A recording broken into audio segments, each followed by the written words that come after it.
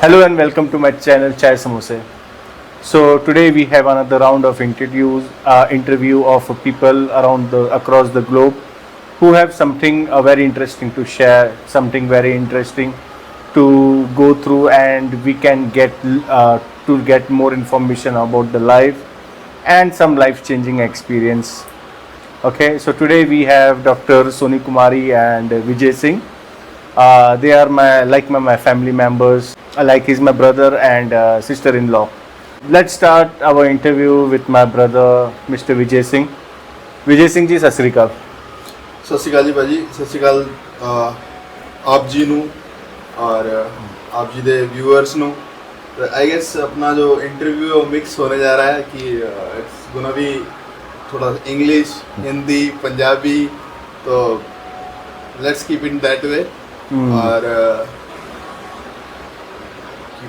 अपने आप बारे में कुछ दसो। Tell something about yourself. अब क्या काम कर रहे हैं आपका? हाँ भाजी, फिलहाल मैं श्रीगंगा राजस्थान तो हाँ, और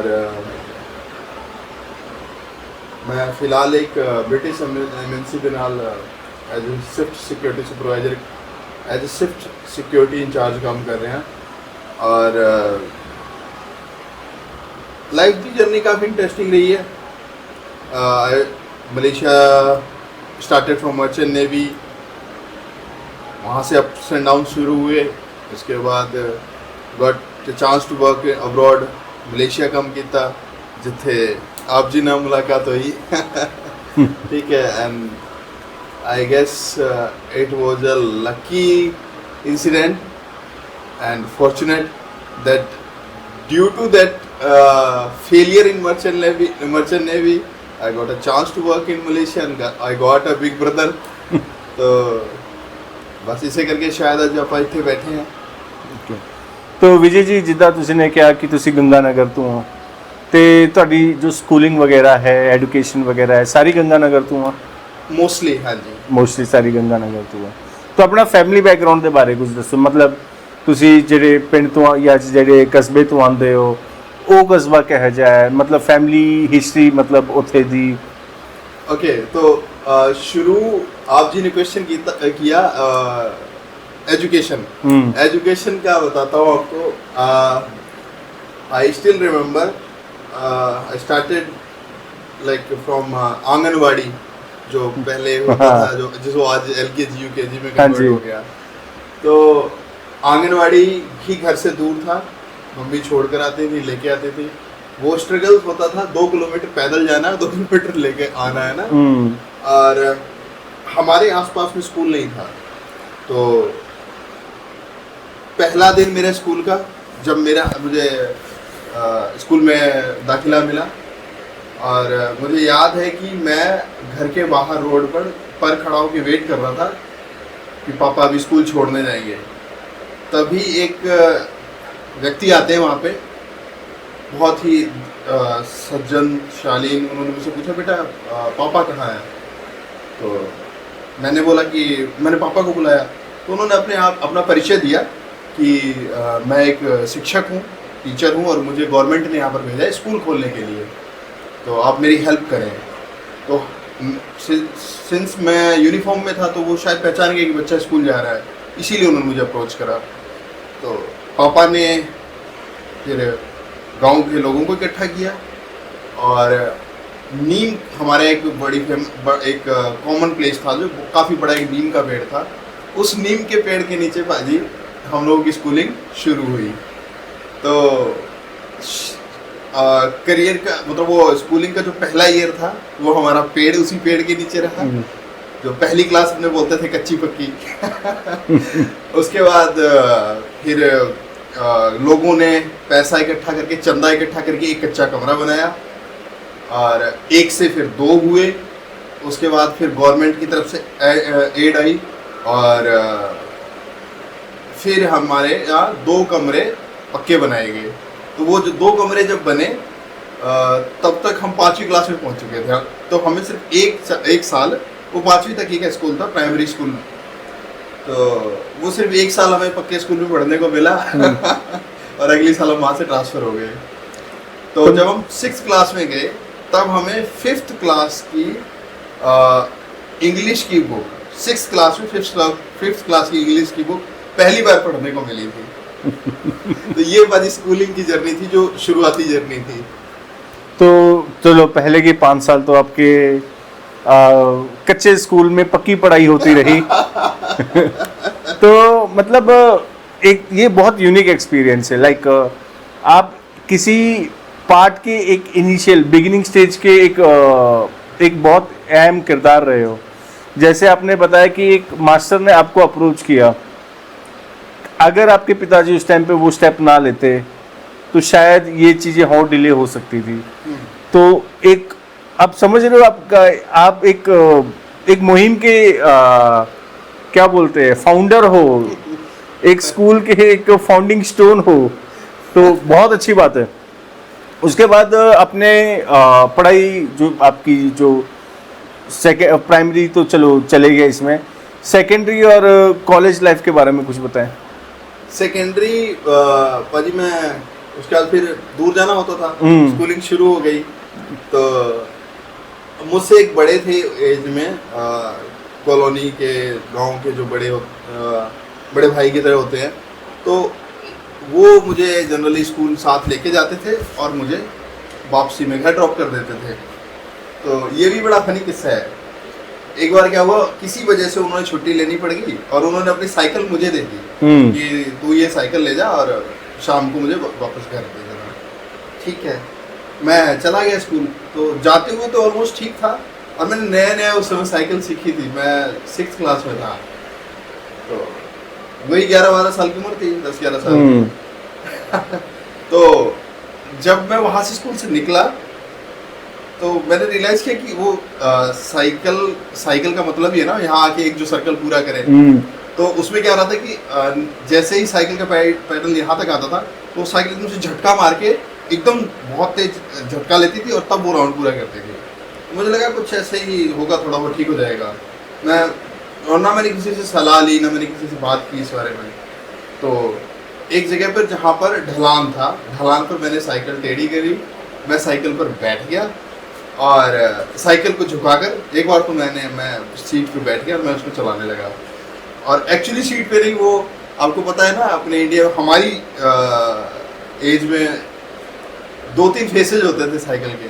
पहले कैची के अंदर घुस के उसको चलाना, फिर आप डंडे पे आते थे, उसके बाद आप सीट पे आते थे। तो मैं डंडे वाला था उस समय। तो रोड पर जैसे ही पहुंचे तो बच्चे कंपटीशन करते थे, उसको स्कूल से निकलते हुए भगाते थे। मुझे भी हुआ कि मैं क्यों नहीं। तो मैंने जैसे ही वो मैं डंडे पे खड़ा हुआ और वो ऐसे करके नीचे से जब वो राउंड ऊपर किया, साइकिल ने मुझे उठा के फेंका उस तरफ, साइकिल के हैंडल के ऊपर से मैं रोड पे घुटने टिके ये सब फूट गया। 10 मिनट तक मैं वहीं लेटा रहा। फिर स्कूल के जो साथी लोग थे उन्होंने मुझे उठाया। पास में नहर बहती है हमारे, इंदिरा गांधी नहर, जो भारत की सबसे बड़ी नहर परियोजना है। और वहाँ पे बिठाया मुझे, पानी वानी मारा। फिर मेरे घर पे खबर की, फिर पापा मम्मी मुझे लेने आए। और उसके बाद फिर मुझे वो था तो दुखद इंसिडेंट, काफ़ी दर्द हुआ था, चोटें लगी थी। लेकिन उसके बाद फिर मैंने जिद करी कि नहीं, मेरे को नई साइकिल चाहिए, मैं पुरानी चलाऊंगा। तो उस दुखद इंसिडेंट का फायदा ये हुआ कि मुझे नई साइकिल मिल गई 1 हफ्ते के अंदर। चलो सही बात है। तो साइकिल आ गई आपके पास। अभी वो साइकिल आपने कितने साल यूज की? वो साइकिल भाजी आपको पता ना, वो भारतीय परंपरा कि पहले एक चीज आप रखेंगे, फिर आपके छोटे भाई लेंगे। हाँ। तो वो, और उस समय की साइकिल थी बड़ी मजबूत होती थी। आजकल तो मेरे हिसाब से हीरो ज्यादा चलती थी। Correct, hero, Atlas, Hercules. तो मेरे पास हीरो थी। तो उन दिनों एक अजीब सा वो बच्चों में होता था ना कि हीरो मतलब हीरो और एटलस मतलब गुंडा। याद करके मजा आता है वो दिन। तो वो मैंने चलाई है पहले 3 साल, क्योंकि हमारे यहाँ सिर्फ 8वीं तक ही स्कूल था, उसके बाद फिर बाहर जाना पड़ता था। तो 3 साल के बाद फिर मुझे लगता है 3 ही साल या 4 साल मेरे भाई ने चलाई है, और उसके बाद फिर वो दे दी गई किसी को। चलो, तो ये रही आपकी स्कूलिंग। फिर आपका स्कूल के बाद की एजुकेशन कैसी हुई, कहाँ हुई? स्कूल के बाद भाजी फिर एक मोड़ आया जिंदगी में जिसने शायद पूरे जीवन को ही पलट के रख दिया। जब मैं 11th क्लास में था उस समय मेरी मम्मी नहीं रही। अच्छा। तो वो एक ऐसा मोड़ था कि उम्र भी बहुत नहीं थी, शायद 16-17 साल की उम्र रही होगी। और उस एक घटना ने कहीं ना कहीं पूरे जीवन को बदल के रख दिया। मम्मी के ना रहने पर छोटा सा परिवार था, पापा, मैं और छोटा वाला भाई। तो आपको पता है महिला ही वो कड़ी होती है कहीं ना कहीं जो परिवार को जोड़ के रखती है। नहीं तो भारतीय अगर कॉन्टेक्स्ट में बात करें तो बाप बेटे कितनी ही बात करते हैं या भाई भाई कितनी ही बात करते हैं। तो वो एक गैप आता चला गया और पापा को नहीं समझ में आ रहा था कि अब क्या करें। तो उन्होंने हमें हॉस्टल में डाल दिया। दोनों भाई फिर हॉस्टल में रहे। उसके बाद वहाँ से अपनी 12th कंप्लीट करी और उसके बाद फिर मैंने शहीद भगत सिंह कॉलेज राय सिंह नगर, हमारे पास एक जगह है गंगानगर डिस्ट्रिक्ट में, वहाँ एडमिशन लिया। वहाँ से अपनी ग्रेजुएशन का फर्स्ट ईयर कर रहा था और साथ में मैं एनसीसी कैडेट भी थे। अच्छा। तो उस दौरान एनसीसी के कैंप भी करे। वो एक अच्छा अनुभव, अलग ही अच्छा अनुभव था। बहरहाल उसी दौरान मुझे चांस मिला मर्चेंट नेवी के लिए। मुझे पता चला, मैंने अप्लाई किया, मेरा हो गया। फिर मैं ट्रेनिंग के लिए रांची चला गया, जहाँ से मेरी थ्योरेटिकल ट्रेनिंग हुई। और बाद में फिर बहुत सारे उसमें परत दर परत चीज़ें निकल के आई। वो फ्रॉड था, हमें कोई अच्छा प्लेसमेंट नहीं मिला, 3 साल धक्के खाए और लग रहा था कि करियर किस तरफ जा रहा है, कोई दिशाहीन हो चुका था। तो उस दौरान फिर एक दोस्त ने वो पहले से मलेशिया में थे, मर्चेंट नेवी में ही थे, तो उन्होंने सजेस्ट किया कि यहाँ आ जाओ।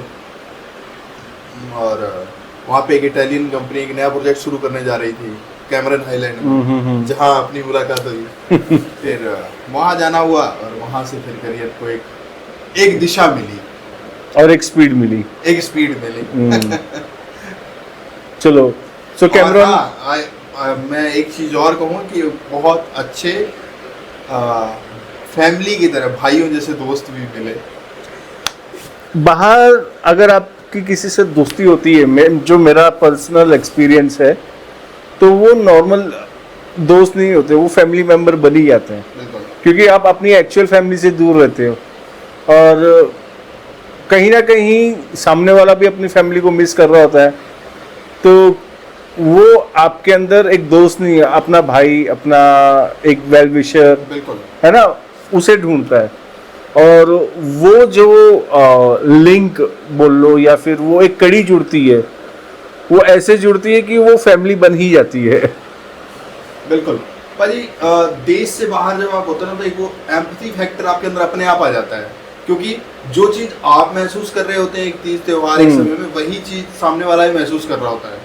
और फिर भाजी जब हम छोटे होते हैं, बच्चे होते हैं, हमारे लिए सबसे पहले हमारा सबसे प्यारा होता है हमारा घर। घर से बाहर निकलते हैं तो हमारी गली प्यारी हो जाती है ना। गली से बाहर हमारा मोहल्ला, मोहल्ले से बाहर हमारा गांव। जब हम गांव से बाहर चले जाते हैं तो हमारा गांव प्यारा हो जाता है। उसके बाद फिर हमारा शहर या हमारी तहसील, उसके बाद हमारा डिस्ट्रिक्ट, और डिस्ट्रिक्ट से बाहर निकल जाते हैं तो फिर आप कहीं ना कहीं अपने स्टेट को लेके लगाव आ जाता है कि हाँ मैं राजस्थान से, मेरा स्टेट है। और जब आप कंट्री से बाहर निकल जाते हैं तो ये सब चीज़ें फिर सेकेंडरी हो जाती है और जो कंट्री है वो पहले हो जाती है। ऐसे में जो भी फिर भारतीय आपको मिलता है, जो भी हिंदुस्तानी आपको मिलता है, वो आपको अपना लगता है।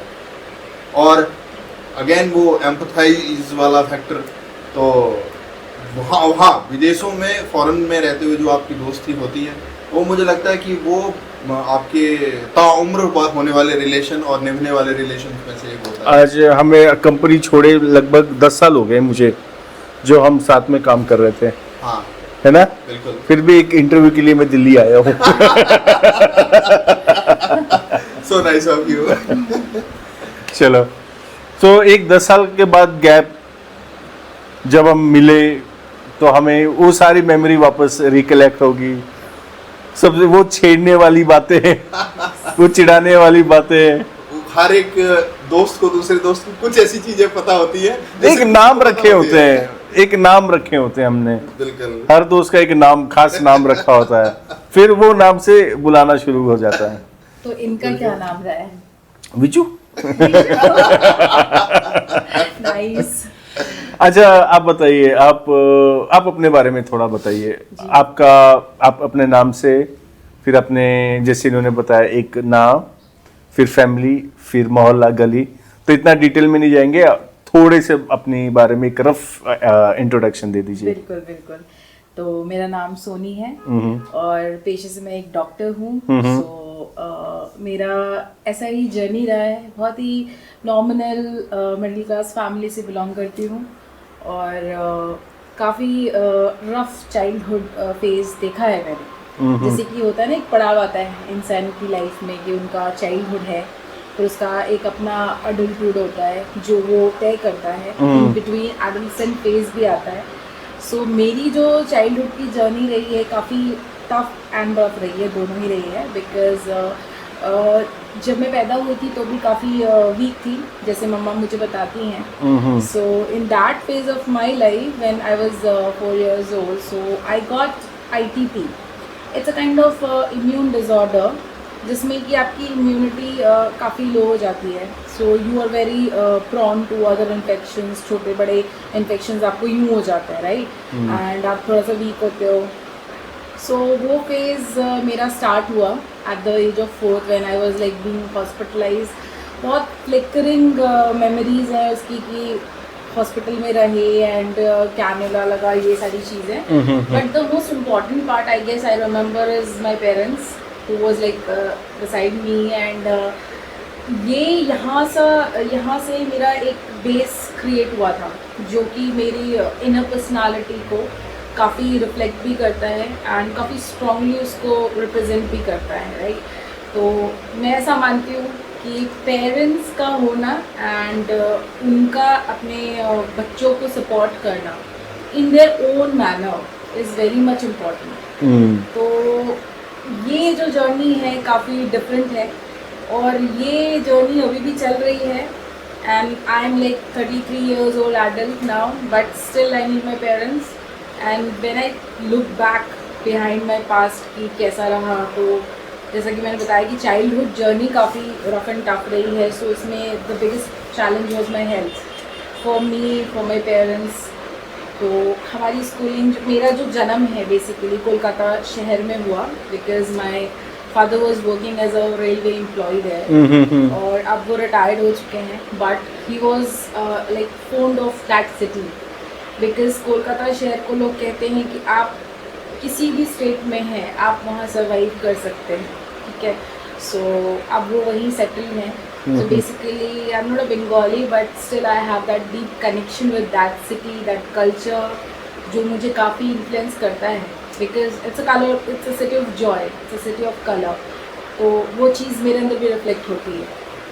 तो चाइल्डहुड की बात करें तो it was not easy, काफ़ी डिजीज़ फेस करके एंड स्कूल में जाती थी मैं। सो स्कूल में फ्रेंड्स आपकी बहुत इम्पोर्टेंट भूमिका प्ले करते हैं। तो since my first day in my school till date in my life there was only one consistent friend, that's Shraddha and her nickname is Chiku. So that's why I am mentioning her name कि क्योंकि वो consistent रही है, आज भी वो मेरी life में है। तो because of her I was stable in my schooling and because of my parents मेरी स्कूलिंग भी मैं कंप्लीट कर पाई बिकॉज एज आई सेड कि चैलेंजेस वर मोर, बहुत चैलेंजेस थे लाइक आपके फैमिली में, आपके हेल्थ में, सारी चीज़ों को। तो उसको मैंने पार किया with the help of my parents, mostly mummy and पापा, बिकॉज सिबलिंग्स भी हैं, 2 भाई हैं मेरे। तो इतना नहीं पता चलता है आप जब छोटे होते हो ना कि कौन कैसे रोल प्ले कर रहा है, सब अपने अपनी अपनी लाइफ में होते हैं। हम स्कूल जाते हैं, स्कूल से वापस आते हैं, there was a normal routine for everybody except me. हफ्ते में लोग 6 दिन स्कूल जाते हैं, मैं शायद हफ्ते में 2-3 दिन स्कूल जा पाती थी, महीने में शायद 10-15 दिन ही जा पाती थी because of my illnesses.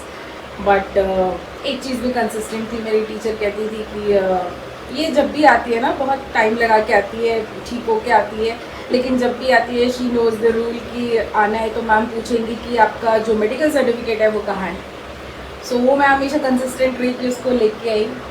Till 8 I was not that good student कि बहुत अच्छा कर रही हूँ मैं अपनी स्कूलिंग में, my parents are like proud of me, नहीं था ऐसा। हाँ, एक सपना था कि डॉक्टर बनना है, ठीक है, तो वो दिमाग में था कि डॉक्टर बनना है। मेरी हरकतें भी ऐसी ही होती थी कि टॉयज़ खरीदने हैं तो डॉक्टर सेट खरीदना है। तो मेरे पेरेंट्स को कहीं ना कहीं लगा कि she is more connected because she is more disease and she is like going to doctors more often, तो शायद इसलिए वो जाना चाहती है, करना चाहती है। बट एक छोटा सा इंसिडेंट है, काफ़ी अलग है। एक बार क्या हुआ, 8th स्टैंडर्ड में मेरा इंग्लिश का एग्ज़ाम था। I was a bit weak in English, मेरी इंग्लिश अच्छी नहीं थी उस टाइम पे। सो तो आज भी नहीं है। हाँ सो बेसिकली एक इंसिडेंट था जो थोड़ा सा मुझे ऐसा लगता है कि मेरे चाइल्डहुड में थोड़ा सा लाइफ चेंजिंग रहा एंड एक पुश मिला टुवर्ड्स द करियर गोल। सो 8 में मेरा एक इंग्लिश का पेपर था, नॉमिनल से यूनिट टेस्ट हमारे होते रहते थे, that was not a major paper at all, but उसमें I got very less marks and grammatical mistakes बहुत ज़्यादा थे। So that English teacher called my father and my father is an English graduate. So मेरे पापा की journey में उनके office के बहुत सारे लोगों को मैंने घर पे आते हुए देखा है कि चौधरी साहब आप ना ज़रा ये एप्लीकेशन लिख दो, ऐसा कर दो, ऐसा कर दो। मतलब I have seen people you know taking like personal और professional advises from him and इतना सारा हेल्प लेते हुए देखा मैंने। But it was a shame deep inside me that my father has to come up for his child's report that I'm not performing well in English. That's such a shame, such a big shame कि ऐसा हुआ. And I was just standing like outside the door and the teacher was saying Chaudhary साहब बताइए ऐसे कैसे चलेगा, बताइए आप रीनोन हैं, सारे टीचर्स आपको जानते हैं, सारा स्कूल आपको जानता है and the child is not able to perform, आप फोकस करिए, थोड़ा देखिए, she is not even well, ठीक नहीं रहती है, स्कूल में आ नहीं पाती है ना। So these were the conversations I heard from behind. That was a hit. तो ये चीज़ मैंने देखी कि अभी जो मैं हूँ और कंसिस्टेंट हो पाती हूँ अपने करियर के लिए, सो दैट्स बिहाइंड दैट जो एक स्टेजिंग है, जो एक फाउंडेशन है, my father is there. And initially हमेशा मुझे लगता था कि only my father is there, but now I am grown up woman, so I have seen my mother struggle as well. So इस फाउंडेशन के पीछे मेरी मम्मी का एंड मेरे पापा का सबसे बड़ा रोल है कि अगर एक बच्चा बीमार है ना तो उसको कैसे इनकरेज करके उसे स्कूल भेजना है। उसके लिए मेरी माँ है, टिफ़िन पैक करेंगी, हमेशा गर्म खाना देंगी। टिल 12th आई रिमेंबर कि till 12th of my schooling I receive only गर्म खाना, homemade food and via my mother, via my father. ऐसा बहुत कम बच्चों के साथ होता है जो मैं अब समझ पाती हूँ। तो कभी भी पानी लगा है, कभी भी बारिश हो रही है, डूब के जाना है, तैर के जाना है, बीमार हूँ बट जाना है, and for that support my father was there. So अभी तक में जो पढ़ाई की चाहत रही है, जो इच्छा रही है, वो पापा से ही है, और इसको कंसिस्टेंट कैसे रखना है थ्रू द टाइम पीरियड, वो मुझे मम्मी से मिला है। So both of these are like rock founders of my life. Okay, तो हमने सुना दोनों की स्कूलिंग लाइफ के बारे में, ठीक है। पहले अभी ये बताओ कि आप लोगों की मुलाकात कैसे हुई? That's a very interesting but वो नहीं, वो कहते हैं ना कि इशारों को अगर समझो तो राज को राजी रहने दो। I truly believe that fate is fate and destiny पे मैं पूरा believe करती हूँ कि if you are destined for somebody and somebody is destined for you, so it will happen sooner or later, so it will happen. So I think it has already happened that we are together sitting here and we are married since last year. तो मुलाकात की हाँ, journey मस्त जबरदस्त थी क्योंकि east और waste का कॉम्बिनेशन था। तो 2 स्टेट बनी पूरी, 2 स्टेट्स मूवी। लेकिन हाँ, एंड ऑफ द डे आपके सामने है दोनों। तो 2 स्टेट मूवी तो वहाँ पर शादी तक ही दिखाया गया था, उस शादी के बाद का आज तक नहीं पता चला, जरा बता पाएंगे? वो आगे कुछ सालों बाद जरूर शायद आप लोगों को समझ में आएगा, बिकॉज मैं पेशे से डॉक्टर ज़रूर हूँ, but I have a very strong fetish for writing as well. Writing में मैंने बहुत रिसेंटली शुरुआत करी थी, 2-3 साल पहले। बचपन से ही मुझे लिखना बहुत पसंद था। सो पोएम्स में लिखती थी, जैसा इमोशन होता था, जैसा मूड होता था, so I used to write and I used to fill all those emotions in the shape of words. तो लिखा करती थी, बट कभी उसको संभाल के नहीं रखा। कभी रो रही हूँ तो लिख रही हूँ, कभी ऐसा चल रहा है। But according to one push होता है ना कि एक नीडेड रहता है, सो वो पुश मुझे हमेशा वजह से मिला है।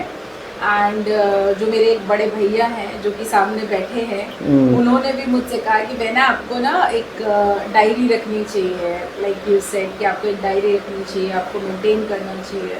विजय also used to say that. So picking those 2 important जो नोट है उसको लेके मैंने लिखना शुरू करा। एंड ड्यूरिंग द कोविड मैंने पहला अपना जो पोएम का एक सीरीज़ है वो पब्लिश करवाया था। सो वो पब्लिश हुई। सो मुझे बड़ा अच्छा लगा कि मेरा नाम बुक में है और मेरे पोएम्स हैं। तो मुझे ऐसा लगा कि मैं बिल्कुल इस जर्नी को आगे कंटिन्यू कर सकती हूँ, because I have that passion. And मुझे ऐसा लगता है कि अगर आपके अंदर पैशन है किसी भी चीज़ को करने का, तो आप डेफिनेटली उसको कंटिन्यू कर सकते हो।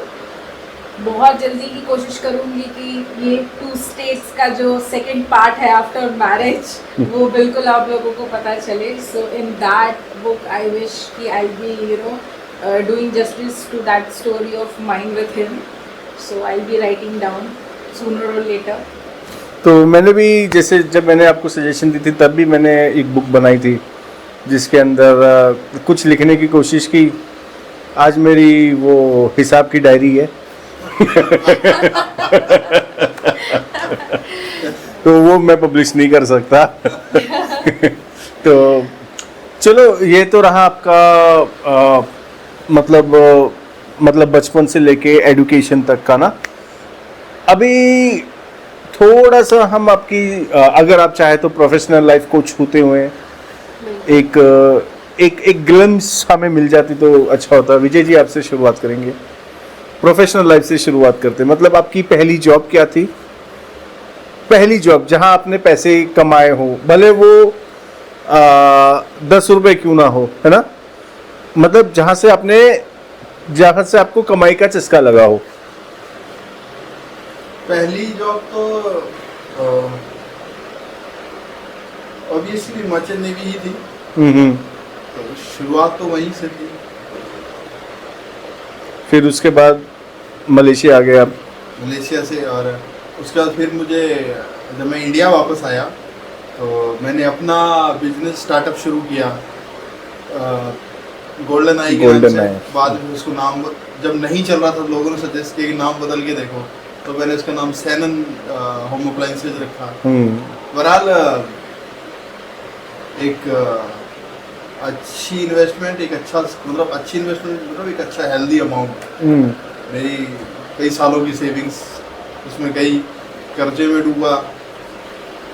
और बिजनेस का कोई तजुर्बा नहीं था, क्योंकि आपको पता है मोस्टली जो इंडियन फैमिलीज है वहाँ पे जॉब्स को लेके बातें होती हैं, बिजनेस या इन्वेस्टमेंट को लेके नहीं बातें होती। तो मेरी फैमिली में सभी लोग मोस्टली गवर्नमेंट जॉब्स में हैं, तो फैमिली में भी कोई ऐसा एक्सपीरियंस नहीं था, और मेरा अपना भी कोई ऐसा अनुभव नहीं था बिजनेस से जुड़ा।